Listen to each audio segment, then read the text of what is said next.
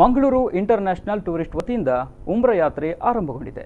ನಗರದ ಬಜ್ಪೆ ಅಂತಾರಾಷ್ಟ್ರೀಯ ವಿಮಾನ ನಿಲ್ದಾಣದಲ್ಲಿ ಇವತ್ತು ಉಮ್ರಾ ಯಾತ್ರೆಗೆ ಚಾಲನೆ ದೊರಕಿತು. ಎನ್ ಅಬೂಬಕರ್ ನೇತೃತ್ವದಲ್ಲಿ ಕಳೆದ 15 ವರ್ಷಗಳಿಂದ ಉಮ್ರಾ ಯಾತ್ರೆ ಆಯೋಜಿಸುತ್ತಿದ್ದಾರೆ. ಸುಮಾರು 60 ಮಂದಿ ಮೊದಲ ಉಮ್ರಾ ಪ್ರಯಾಣ ಕೈಗೊಂಡಿದ್ದಾರೆ.